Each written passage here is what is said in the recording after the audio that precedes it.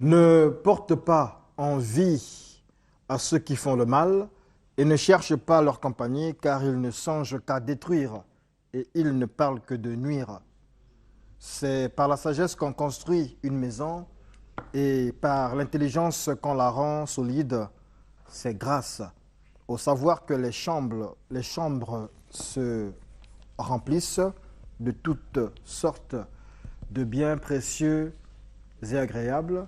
Bienvenue dans Studio 210, je veux dire dans le face-à-face de ce jour. Face-à-face entre l'instructeur gnostique qui est à ma droite, son nom vous le connaissez, Francis Nganga, et à ma gauche, le docteur Bosco Ben Youssef, docteur en sciences et en religion comparée. Nous parlerons avec eux du ciel. Que devrons-nous retenir du ciel? La question est justement au cœur de ce face-à-face, mais d'entrée de jeu, je vais demander au docteur Ben Bosco de me définir le concept ciel en 30 secondes. Merci beaucoup, monsieur le journaliste. Le temps et l'espace n'étant pas les cadres ultimes de la réalité, le ciel n'est autre que la matière primordiale de l'existence. Gödel je peux m'arrêter? Le temps et l'espace n'étant pas les cadres ultimes de la réalité, le ciel n'est autre que la matière primordiale de l'existence. Monsieur Francis Nganga. Merci beaucoup. Le ciel, c'est un état de conscience. Défini en quelques secondes. C'est ça le ciel. C'est un état de conscience qui correspond à quelque chose, à un vécu. Merci. Merci beaucoup. Voilà, on va dire que le décor est planté. Francis Nganga, dernièrement, alors que nous nous demandions où irons-nous après l'enlèvement, on nous parlait des cieux, on nous parlait du quatrième ciel, des dimensions. Aujourd'hui, comment devrons-nous comprendre le ciel, monsieur Francis Nganga, ou les cieux, si vous voulez? Bon, merci. Premièrement, je dois dire que le ciel, c'est quelque chose qui pose problème déjà. Mais ce qui est vrai, c'est que dans toutes les théogonies religieuses qui se rapportent à la véritable connaissance, à la véritable tradition qui est universelle et atemporelle, parlent toujours d'un ciel. Alors c'est pourquoi, lorsque nous allons suivre parfois dans certains films, nous allons nous rendre compte que les Grecs définissaient déjà le ciel. Ils le savaient et ils l'appelaient l'Olympe. C'était l'Olympe. Les bouddhistes l'appelaient le Chouan et les chrétiens l'ont appelé le ciel. Mais au départ, dans les premières heures de la chrétienté, on parlait plutôt des éons des chrétiens, à l'époque où on parlait de la véritable tradition chrétienne. Aujourd'hui, c'est sûr que si on repart en arrière et qu'on a des moyens d'investiguer derrière nous, on se rendra bien compte qu'il y avait eu plusieurs types de manifestations chrétiennes à l'époque des apôtres de Jésus, jusqu'à l'époque où Irénée, presque en 1520, va pouvoir redéfinir le message de la chrétienté. Et c'est à ce moment-là qu'il va retenir quatre livres. 4 livres, Matthieu, Marc, Luc et Jean, d'après lui, parce que c'est par rapport aux 4 directions de l'espace, 4 vents. Et donc, il fallait repréciser ce message, il fallait retenir 4 évangiles. Donc, le chiffre 4 aussi est bon, il est très symbolique, il s'est arrêté là. Mais le ciel, comment faut-il le comprendre? Pour comprendre le ciel, il faut déjà partir de cette définition qui a été attribuée à tort à un Socrate. Que disait Socrate? C'est une phrase qu'il a prise sur le fronton de l'Académie de Delphes. Cette phrase était que « Homme, connais-toi toi-même, tu connaîtras l'univers et les dieux ». Alors, si vous voulez connaître le ciel, il existe des moyens d'investigation par lesquels vous pouvez rentrer à l'intérieur de votre propre être intérieur. À partir de là, vous allez chercher à vous découvrir. Et à partir de cette découverte, vous avez la possibilité de comprendre ce qu'il y a à l'extérieur de nous, parce que et déjà, le philosophe Emmanuel Kant est clair. Pour lui, c'est que ce qui se passe à l'extérieur de nous, c'est ce qui se passe à l'intérieur de nous. Et tant que nous ne changeons pas ce que nous sommes intérieurement, nous ne pourrons jamais changer les choses extérieurement. C'est pourquoi il existe 9 cieux. 9, ça pose problème, c'est vrai. 9, mais le chiffre 9 est très symbolique. Et qu'on ne peut retenir que par rapport à la gématrie publique. Par rapport à la réduction kabbalistique, qui sont donc des sciences, c'est vrai que lorsqu'on va parler de la réduction kabbalistique, ça va poser problème, mais au moins dans notre prime enfance, à l'école, surtout lorsque nous étions déjà à l'école primaire, on nous apprenait déjà à faire ce genre de réduction kabbalistique. C'est là où justement on se rendait compte qu'on pouvait réduire les nombres lorsqu'on faisait la preuve par 9. Le chiffre 9 est très symbolique. Et il existe dans la Bible ce qu'on pourra appeler la science de la signification des nombres. Bien.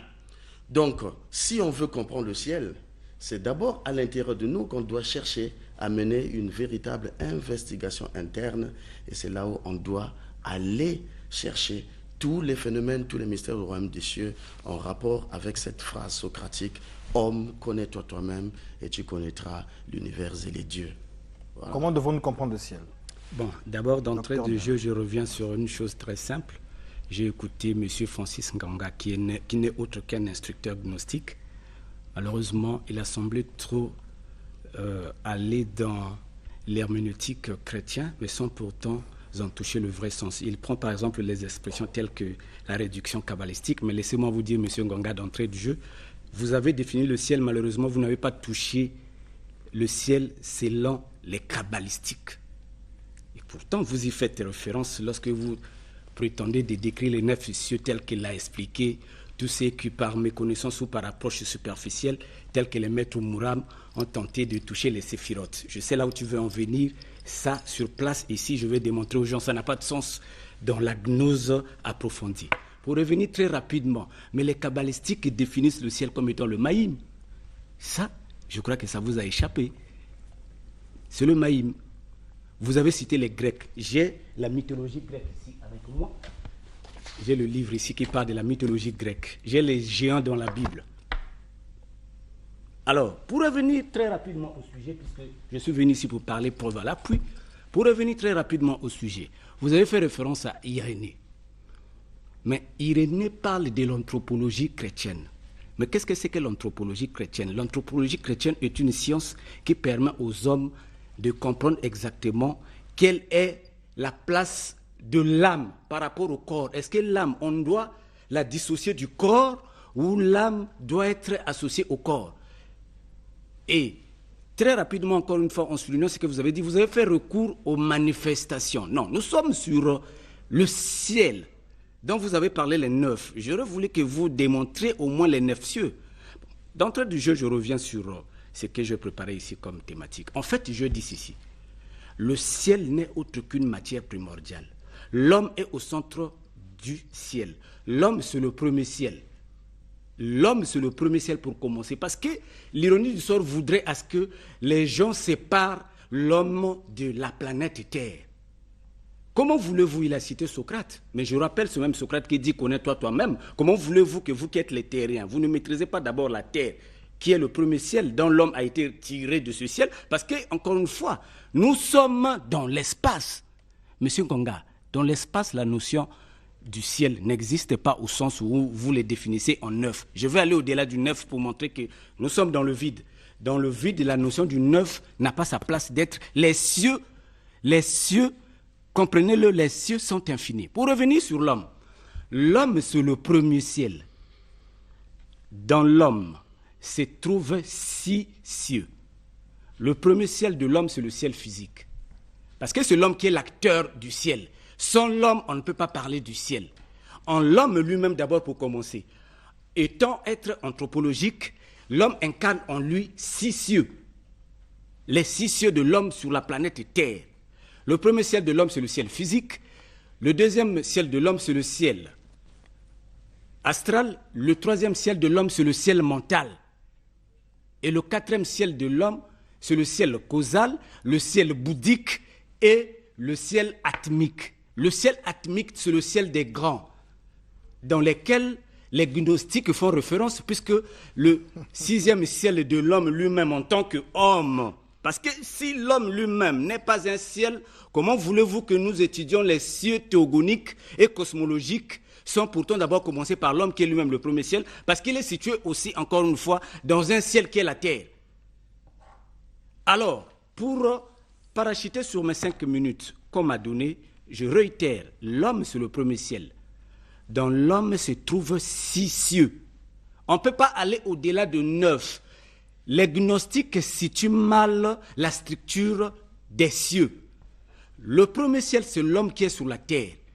Il faut encore une fois étudier les cieux de la terre. La terre en elle-même a 3 cieux. Le premier ciel de la terre, c'est l'homme. Le deuxième ciel de la terre, c'est le ciel astral ou la couche astrale. Et le troisième ciel de la terre, c'est la sphère solaire. Nous allons voir les 3 grands cieux qui ont en eux au moins plus de 384 cieux. Je dis bien 384 cieux. Là, sans compter la 3e couche, autrement dit la sphère solaire. Donc, le ciel en lui-même de la terre est subdivisé en 3 avec 384 cieux. 384 cieux. Voilà, donc je vois que l'instructeur gnostique Francis Nganga est un peu perdu dans le ciel, mais on va simplement résumer les choses. Pour l'instructeur, il y a 9 cieux et il nous a parlé aussi de la symbolique du chiffre 9 en s'appuyant, si je m'en souviens bien, sur la Kabbale. Le docteur Ben Youssef nous dit que lui aussi parle de 9 cieux, mais il décompose les choses parce qu'il dit en l'homme, il y a 6 cieux et puis la terre en elle-même a 3 cieux. Oui. En ce moment-là, réaction de l'instructeur Gnostique Nganga. Avec plaisir, je vais répondre en disant à mon cher frère qui est à côté que mon cher frère, vraiment beaucoup de confusion. Beaucoup de confusion. Vous revenez à Irénée, vous revenez à ceci, vous êtes en train de dire des choses qui n'ont rien à voir avec la véritable connaissance universelle et temporelle. Mon cher ami. Bon, vous savez que ce sont des minutes de la télévision. Et les minutes de la télévision, c'est 5 minutes. Et ce n'est pas un débat comme vous et moi, comme ça, où on est en train de discuter comme on le ferait à la cité. Ça veut dire que si nous avons 5 minutes, et dans les 5 minutes, il faut essayer de clarifier les choses, et parfois on est obligé, parfois de vous laisser continuer dans les bêtises. Je voudrais vous dire, monsieur, qu'après avoir étudié la Kabbale, je vous répète que quand vous le dites, après avoir étudié la Kabbale, il existe un chemin de l'arbre séphirotique. Et que connaissez-vous de ce chemin de l'arbre séphirotique? Déjà, les chrétiens catholiques, eux, qui ont aussi étudié la théologie, comme vous, théologie comparée. Moi, pour étudier la théologie, je ne suis pas obligé d'aller chercher dans les livres. Je ne suis pas obligé. Je dois l'étudier à l'intérieur de moi. Parce qu'à l'intérieur de moi, il y a quelque chose qu'il faudra se faire. Mais c'est difficile d'expliquer et de démontrer des choses pareilles à des gens qui ne comprennent absolument rien et qui partent d'un rien pour en arriver là. Nous sommes à la télévision. Alors, ce qui est vrai, c'est qu'il existe 9 cœurs d'anges. Et chaque cœur d'ange constitue, depuis les anges, les archanges, les principautés, les vertus, les vertus, les dominations, les trônes, les séraphins, tous ces êtres-là qui constituent les 9 vibrations de la conscience qu'on appelle le ciel. Alors, le ciel est un endroit où vous avez commis des erreurs. J'ai dit que le ciel, c'est quelque chose que l'on trouve au-delà de la 4e dimension, au-delà de la 3e dimension, la dimension d'Euclide, qui n'est pas tout. Il existe au-delà du monde tridimensionnel d'Euclide, donc le monde physique, qui n'a que 3 dimensions, la hauteur, la longueur et la largeur. Il existe au-delà de la hauteur, de la longueur, de la largeur, une dimension de l'espace-temps. Et cette dimension que vous avez confondue justement en essayant de le décomposer en 384 cieux, ce qui n'a aucun fondement dans toutes les théogonies qui existent dans le monde. Je vous le dis franchement, vous n'allez jamais me démontrer, je vous donnerai un an peut-être ici pour me démontrer si réellement il existe 384 cieux, ça n'existe pas, ça n'a aucun fondement. Mais dans la Kabbale, tel que ça a été laissé par les grands kabbalistes, Shimon Ben Yochai et Eliezer, qui ont écrit le Sefer Yetzirah et la Torah, il existe 9 cieux. Et quel est votre degré d'investigation par lequel vous en arrivez à une conclusion selon laquelle les gnostiques se trompent sur quel point? Alors donc, mon cher ami, les cieux, je vous ai même vu avec un livre des gnostiques là que vous lisez, et c'est déjà très bien parce que vous confondez même les choses. Oui, vous avez le livre jaune. Ça s'appelle le livre jaune. Ah oui. Bon. J'en ai avec moi. Voilà, vous avez le livre jaune. Mais vous le lisez. Mais est-ce que vous le comprenez? C'est ça le problème. Vous n'avez pas étudié la gnose, vous ne pouvez pas comprendre le livre jaune. Quelle est la méthode qui vous permet de comprendre le livre jaune? C'est donc un moyen d'investigation que nous avons à l'intérieur de nous, qui nous permet d'aller dans ces 9 sphères de vibration qu'on appelle cieux. Élie et Moïse ont disparu. Et ils ont quitté la chair humaine. Ils sont dans la 4e dimension, la dimension de l'espace-temps, la dimension immatérielle.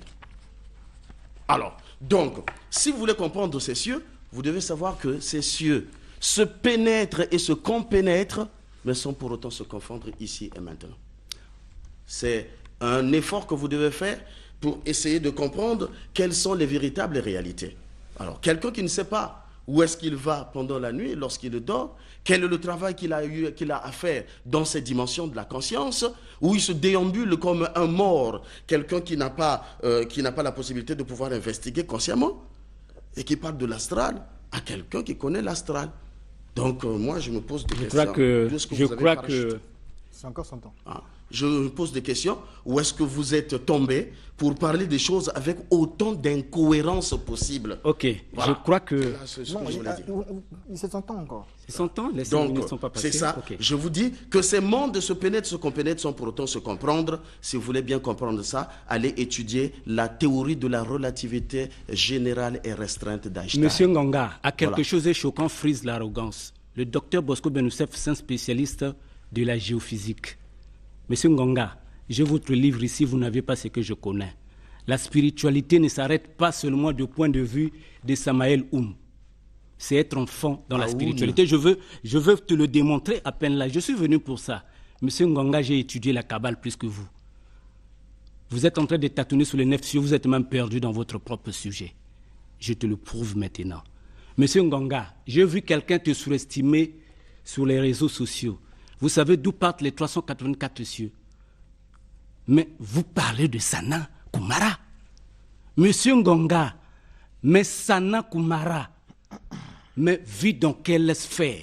La sphère de Sanna Kumara. Il vit dans quelle sphère? Et cette sphère a combien de degrés, monsieur Ngonga? Mais la sphère de Sanna Kumara a 360 degrés. 360 niveaux. 360 niveaux.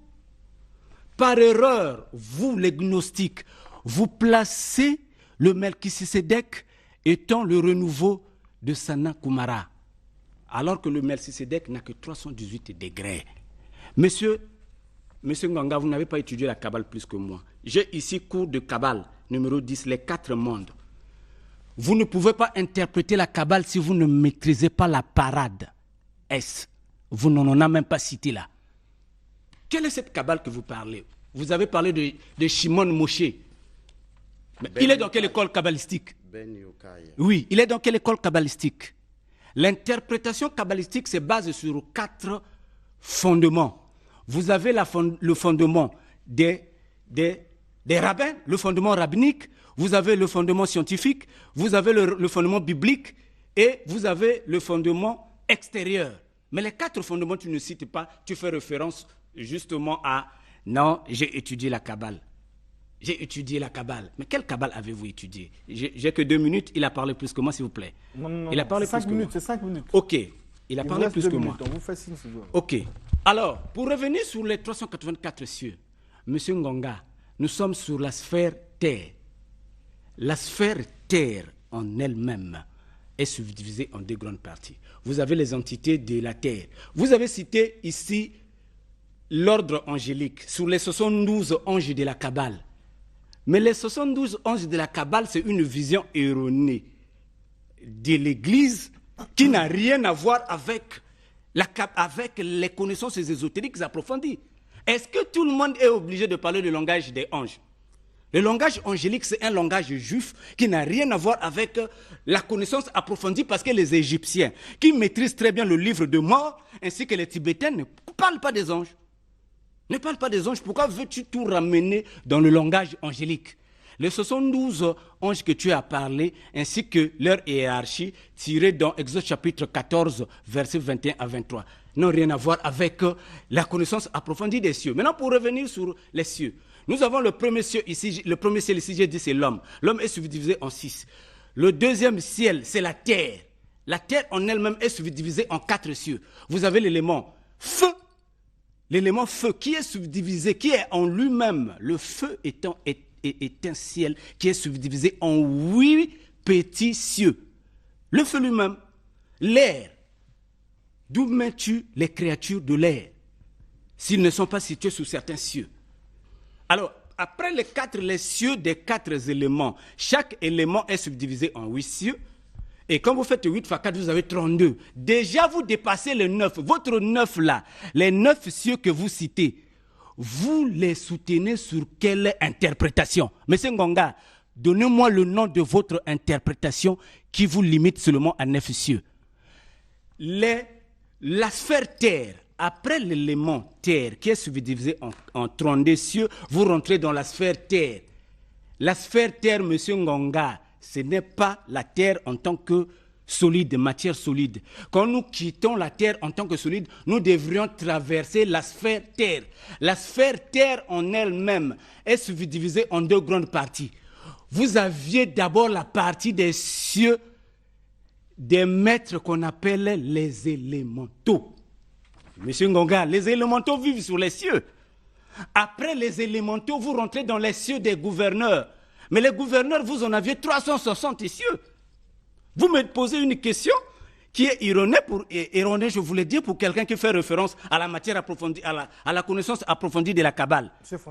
Vous dites les 9 cieux et vous faites seulement référence aux anges. Alors qu'au-delà des anges, vous avez les gouverneurs. Là, nous sommes encore sur la sphère terre. Merci beaucoup. C'est un véritable étalage de connaissances d'éléments disparates qu'il a ramassés dans la rue. Monsieur, j'aimerais vous dire que déjà, aujourd'hui, il y a, avec les moyens de la communication que nous avons, n'importe qui peut écrire un livre et puis vous le balancez comme ça. C'est tout à fait normal, mais je vous le dis aujourd'hui, quel est le résultat de ce que vous êtes en train de faire? C'est ça. Tous les livres qui ont été écrits sur le spiritualisme sont remplis de contradictions. Tous disent la même chose et tous se contredisent eux-mêmes. Quelques auteurs sont en contradiction avec d'autres. Et un même auteur se contredit toutes les 5 minutes. Résultat, le pauvre lecteur finit par devenir maniaque et par être atteint de déséquilibre mental. Résultat, c'est celui-là.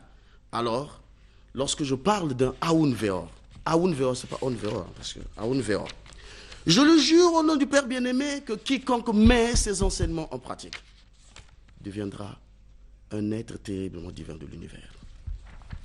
C'est pour vous dire ce que nous sommes en train de pouvoir expliquer ici. Vous me parlez des élémentaux, vous allez ramasser, mais faites un sujet spécial pour les élémentaux. Je vous parlerai qui sont les dieux de ces élémentaux. Nous ne sommes pas ceux qui viennent ici à la télévision dire « je suis tel maître ». Avec quel instrument de mesure? On m'a mesuré pour faire de moi un maître. Et ça, c'est la folie de grandeur de tous les êtres humains aujourd'hui. Qui veut se faire petit aujourd'hui? C'est de l'orgueil. C'est un défaut, c'est un ego que nous devons chercher à observer dans l'instant présent et le détruire, le réduire en poussière cosmique. Messieurs, vous me dites que vous avez étudié la Kabbale. Mais c'est la Kabbale que vous avez étudiée. C'est bien. Mais c'est quel genre de Kabbale? C'est une Kabbale erronée. Je vous dis que la Kabbale que nous étudions, c'est la Kabbale qui fait partie de la tradition universelle. Celle qui va au-delà de ce que vous pouvez comprendre. Donc ce que vous êtes en train de dire, non voilà, il y a ceci, il y a les élémentaux. Mais moi, je ne parle pas des élémentaux aujourd'hui. Je ne parle pas des élémentaux. Et je connais le mot de passe pour parler avec les élémentaux. Mais je ne peux pas venir ici, dire aux gens, faire un étalage. Moi, je connais comment on peut rentrer dans cette dimension pour faire ceci ou cela. Aujourd'hui, c'est que vous allez voir. Ça, c'est la caractéristique. C'est que les gens veulent parler des choses qu'ils ne maîtrisent pas. Et vous me dites que vous connaissez bien la Kabbale, vous l'avez étudiée. Mais quelle contradiction! Je vous le dis, allez étudier dans toutes les théogonies religieuses, vous n'allez jamais trouver un ciel de 384 degrés. Vous n'allez pas le retrouver. C'est à peu près Piob, dans le formulaire de haute magie de Piob, qui essaie de parler de 360 degrés avec ce qu'on appelle les tableaux qui permettent d'appeler, parce que les chiffres mathématiques produisent des résultats immédiats et terribles dans le plan physique. Je vous le dis, lorsque vous faites des invocations. Bon, alors, nous ne sommes pas dans ce domaine des invocations, nous ne sommes pas dans le domaine des élémentaux, ni des sylphes et sylphides de l'air, que vous n'avez pas nommé non plus, ni des gnomes et pygmées de la terre, ni non plus de ceux qui sont dans les dimensions, les sphères, qui peuvent habiter ces endroits. Donc, moi, avec vous, nous n'allons pas nous entendre, parce que vous avez confondu beaucoup de choses. Je vous le dis, l'homme est un point d'appui, c'est un pivot sur lequel s'appuient tous les cieux qui existent. Donc, il y a au-delà de l'homme, qui est représenté par Malkout la terre. Malkout la terre, il y a 9 cieux au-delà de lui. Et en dessous de lui, il existe 9 enfers. C'est ça l'équilibre, la loi de l'équilibre. Et l'enfant fait 9 mois dans la gestation, monsieur. Et voilà, vous comprenez. Maintenant, si vous regardez dans la Bible, vous allez trouver que on dit que 144 000 personnes vont partir dans le ciel. Et le chiffre 144 000 nous renvoie justement à 1 plus 4 plus 4, ce qui fait 9. Là, l'erreur des témoins de Jéhovah. Si nous allons maintenant dans la religion chrétienne, dans les assemblées de... Bon, excusez-moi. Les assemblées que... Nommez ça. L'assemblée de sommeil. Sommeil.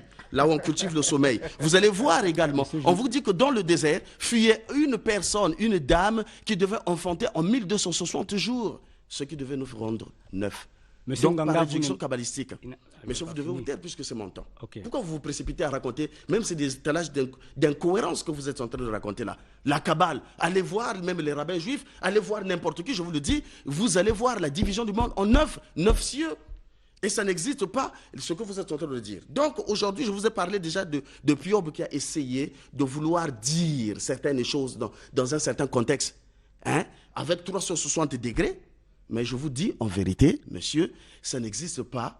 Et lui, il divise le monde en 360 degrés, mais qui n'a rien à voir avec les cieux. Merci Ce sont beaucoup. les influences. En attendant Dr Bosco Ben Youssef, je veux quand même revenir, parce que vous sortez, vous nous emmenez très très loin. Nous avons un téléspectateur du Burkina Faso qui nous dit cette chose. Alors, Francis Nganga, c'est vrai que le Dr Ben Youssef nous parle de 384 cieux, mais je disais ici vous avez parlé de 9 cieux, sans nous dire de quoi il s'agit concrètement.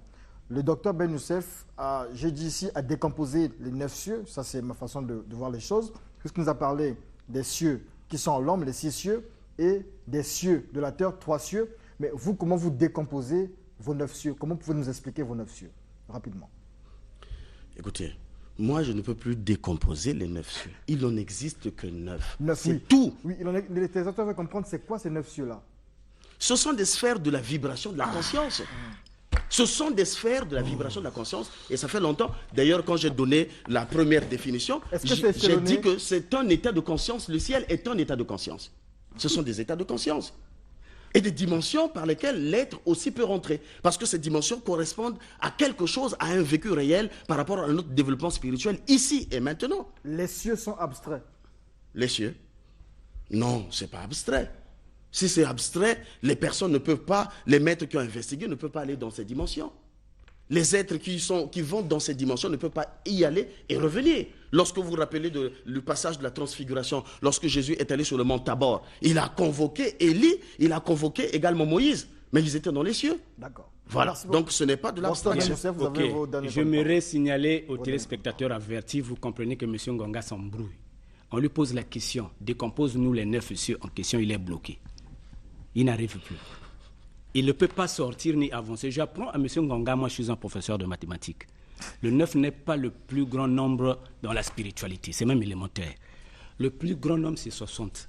60 à 24 diviseurs, qui sont les 24 anciens ou le reflet des 24 apôtres, que je vais en parler ici, qui sont les maîtres du deuxième ciel, les 24. Moi j'explique.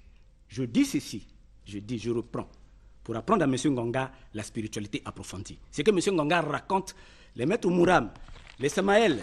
J'ai le document ici, très rapidement, là où il symbolise ces 9 cieux. Vous allez voir, par exemple, dans le livre ici, là où maître Mouram, par exemple, a expliqué les séphirotes, J'en ai ici, ils en ont les... Ça, c'est Samaël, c'est pas Omram. Omram, on en a parlé aussi. Il n'est pas le seul à parler. Maintenant, j'aimerais revenir sur une erreur que vous êtes en train de commettre. Monsieur Ngonga, les Égyptiens n'étaient pas obligés de diviser les cieux en conformité. Excusez-moi, j'ai le livre des morts des Égyptiens. Monsieur Ngonga, le voyage astral d'un pharaon ne dépend pas des 9 cieux kabbalistiques. Est-ce que je me fais comprendre? J'ai Eliphaz Lévi ici, sur l'histoire de la magie approfondie. Monsieur Ngonga, tu as face à toi un spécialiste. J'ai Eliphaz Lévi, il a expliqué. Tu es bloqué dans les 9 cieux. Pourquoi? Parce que dans les 9 cieux, tu ne peux pas avancer. On te pose la question, tu dis que les 9 cieux, ce sont les sphères de vibration. Mais tu m'as rejoint. Tu me contredis en quoi? Je suis en train de parler de la... Monsieur Ngonga, c'est mon temps. Je suis en train de parler de la sphère astrale Terre. La sphère astrale Terre est subdivisée en 360 cieux. Subdivisés. Avec les noms de chaque maître que je vais, si j'ai le temps, je cite ici. Tes 9 cieux. Je te pose la question, tu l'interprètes sur quel mode? Mais tu ne me réponds pas. Tu dis seulement la Kabbale. Mais tu ne me réponds pas la technique qui te permet de subdiviser les cieux en 9. Donne-moi la technique là. Tu n'en as pas.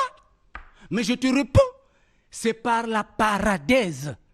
C'est-à-dire le jardin de la connaissance que les maîtres arrivent à subdiviser. Je te pose la question. Dans la théogonie africaine, nous divisons les cieux en combien? Les Africains qui n'ont pas étudié la Kabbale juive. C'est là le problème. Nous, par exemple, chez nous, les Africains, les Congolais, dans notre matière primordiale, au nombre de 4, j'ai dit que les 4 cieux des élémentaux, après l'homme, 6 cieux, après l'homme, 6 cieux, après l'homme, il y a l'élément terre. L'élément terre est subdivisé en 4 cieux. L'élément terre, lui-même d'abord, en 4 cieux, de 32 sous-cieux. L'élémentaire. Après l'élémentaire, vous rentrez dans la sphère terre. Celle que tu es en train de dire, les sphères vibratoires. Mais les sphères vibratoires ne sont pas au nombre de 9 seulement. Les sphères vibratoires sont au nombre de 360. Je vous ai parlé ici de Sanna Kumara. Vous ne m'avez pas répondu, vous faites silence, alors que les gens te surenchèrent sur ça. Réponds-moi. Je dis, quelle est encore une fois la technique qui te permet d'attribuer à Sanna Kumara, parce que la fois que tu as parlé de lui, tu as même fait de l'apôtre Paul ici. Il n'a rien. Alors que moi, je suis prêt à donner aux gens le véritable nom de Paul, le véritable nom de l'apôtre Pierre, qui sont les 12 apôtres de la constellation. Tu as parlé ici encore une fois, pour revenir sur ça, parce que j'étais déjà bloqué, tu es limité dans les 9 cieux, je t'arrête là, là-bas tu ne peux plus t'avancer ni reculer. Mais je reviens très rapidement, tu as toujours cité ici ironiquement les 144 000. Monsieur Ngonga, moi je suis un professeur de mathématiques, 12 élevé au carré égale à 144. Tu ne sais pas qu'est-ce que ça veut dire? 12 élevé au carré égale à 144. Multiplié par 10 exposant 3, ça donne 144 000. Ça n'a rien à voir, ne m'emmène pas là-bas, je vais t'éclabousser là-bas. Je te bloque ici déjà sur les 360 cieux, tu n'arrives pas mathématiquement, tu n'arrives pas à replacer même le Sanna Kumara, tu n'arrives pas, tes maîtres que tu as cités la fois dernière avec le pasteur Mbota, tu ne les récites plus. Bon, mais où est cette connaissance-là? Tu parles ici des sphères vibratoires, oui, mais développe-les. Développe les sphères vibratoires, tu es bloqué là, tu n'arrives plus. Tu as parlé du chiffre 9, je reviens sur ça très rapidement, M. Ngonga. Vous savez, pour savoir si un nombre est divisé par 7, tu as même fait 144, 1 plus 4 égale à 5. Tu as même parlé de 5 plus 4, ça t'a donné... Merci beaucoup. Votre temps de parole, nous sommes à la fin de votre temps de parole. Voilà, lorsqu'on enlève ça, ça veut dire que c'est la fin du face-à-face, mais pas de ce débat. C'est la première partie. Monsieur Ngonga, s'il vous plaît. Docteur Ben Youssef, on se salue d'abord. Voilà, ça sera peut-être l'un des grands débats du studio 210. Nous allons continuer dimanche prochain, précisément avec les 9 cieux, mais certainement vous allez répondre aussi par rapport à la réaction du docteur Bosco Ben Youssef. Nous parlions donc de ce que nous devrons comprendre du ciel ou des cieux. L'instructeur gnostique Francis Ngonga s'est expliqué. Le docteur Bosco Ben Youssef aussi nous a dit ce qu'il en savait. Après, ça a été la guerre des connaissances. Bref, on revient sur ce sujet dimanche prochain avec 1 heure, donc 60 minutes. On va laisser les deux Je pense qu'on va briser la règle des 5 minutes. Il faudrait que ces deux messieurs s'expliquent. Tout de suite, nous allons rejoindre bientôt Tatampu et son prophète Malonga Mambalay, ainsi que tous les Ngunza qui nous attendent dans le hall de Télé Congo. On n'a pas pu faire ce AREAM grand public comme nous le faisons d'habitude dans la salle de spectacle. Il y a eu des complications. Bon, bref, on va en reparler. On va faire avec les moyens du bord. Voilà. Il ne faut pas que les gens se plaignent après. Merci beaucoup. C'est moi qui vous remercie. Ouais.